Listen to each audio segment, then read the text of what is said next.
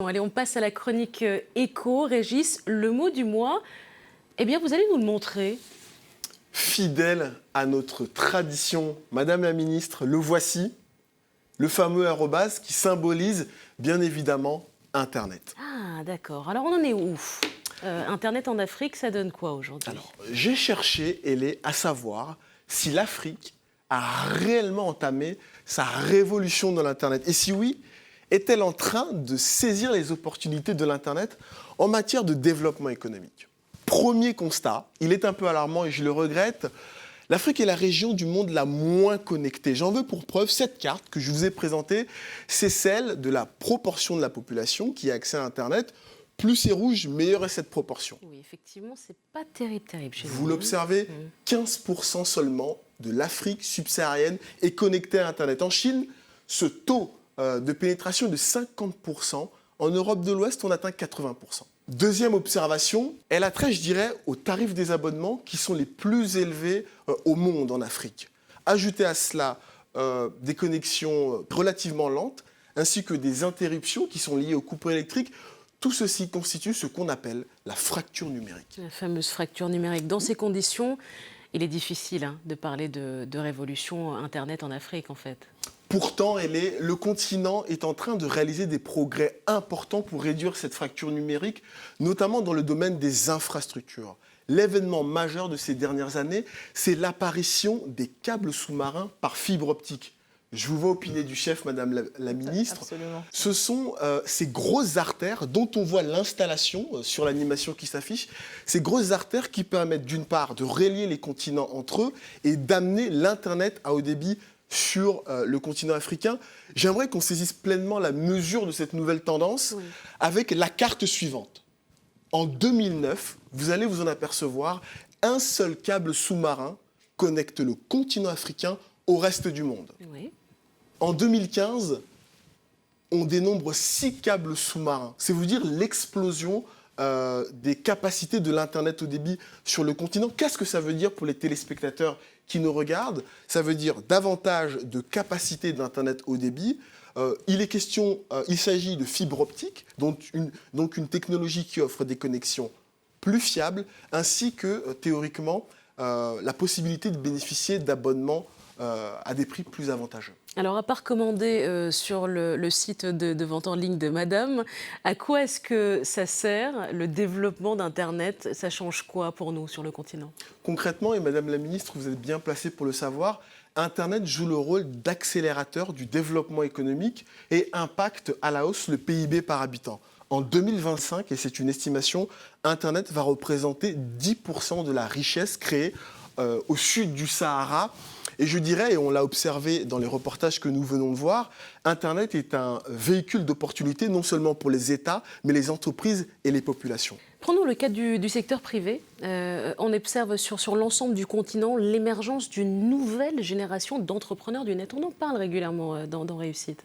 Et j'aimerais qu'on s'attarde sur le cas de Arthur Zhang. Je pense que vous en avez entendu parler. C'est un jeune ingénieur camerounais de 27 ans. Il est à l'origine du fameux Cardiopad, cette tablette qui permet d'effectuer des tests cardiologiques et de les transmettre à distance via le réseau de téléphonie mobile.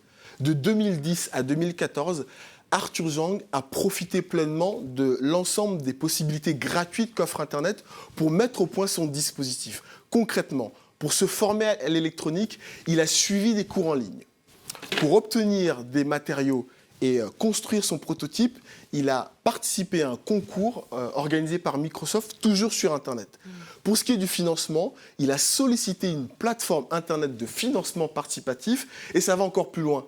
Il a posté sur YouTube la vidéo de présentation de son projet. Elle a séduit des mécènes qui lui ont offert 50 millions de francs CFA. Alors, la bonne nouvelle, c'est que sa société, à l'heure où je vous parle, Imor Medical, est en train de finaliser la fabrication des 100 premières tablettes. Alors, c'est une parfaite incarnation du potentiel d'Internet. C'est un cas d'école, en fait. Absolument, le potentiel d'Internet en matière d'accès au financement, à la santé, ainsi qu'à l'éducation. Et on pourrait encore aller plus loin avec le boom de l'e-commerce ou l'essor des fameuses bourses agricoles en ligne qui permettent aux agriculteurs de vendre plus facilement leur production. Dans ce contexte, est-ce qu'il y a des pays qui sont en avance sur le plan numérique en Afrique? On peut citer le Sénégal, le Kenya. Le Sénégal, pourquoi ? Tout simplement parce qu'il a été l'un des tout premiers pays à mettre en place la fibre optique et également à promouvoir les cybercafés.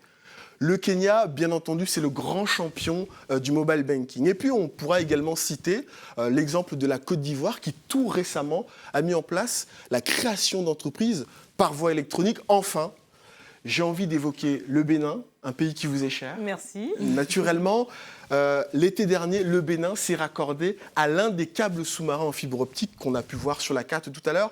Donc, il y a des progrès, mais je dirais, en matière de politique de promotion d'éthique, de mise à jour des infrastructures, on peut mieux faire. Voilà, le Bénin qui est le pays d'origine de notre invité aujourd'hui. Pour les pays qui sont en retard sur le plan numérique, quels sont les défis qui restent à relever, Régis? On peut citer l'investissement dans les infrastructures terrestres et notamment résoudre le problème du dernier kilomètre. Concrètement, quelle technologie utiliser pour amener l'Internet au débit chez les particuliers et les entreprises? Je reviens sur la carte de tout à l'heure. Comme on peut le constater, ces fameux câbles sous-marins à Internet longent les côtes. Il n'existe pour le moment en Afrique francophone aucun réseau continental de fibre optique qui rallie les capitales entre elles. Faut-il pour cela utiliser le satellite ou le réseau de téléphonie mobile? Les experts sont en désaccord sur le sujet. C'est la question du moment, vraiment. Vous savez qu'il y a des gens qui se demandent si on ne peut pas utiliser les drones pour Internet. C'est tout à fait une piste à l'étude. Régis, il semble que le yuan, la monnaie chinoise, prenne du galon en Afrique. C'est le moins qu'on puisse dire. Début août, l'Angola a adopté le yuan comme deuxième monnaie officielle. Eh bien.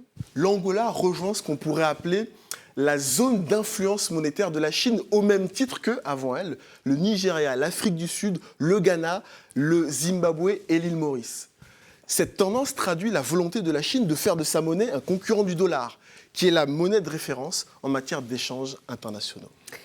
Quels sont les avantages, concrètement, pour les pays qui adoptent le yuan?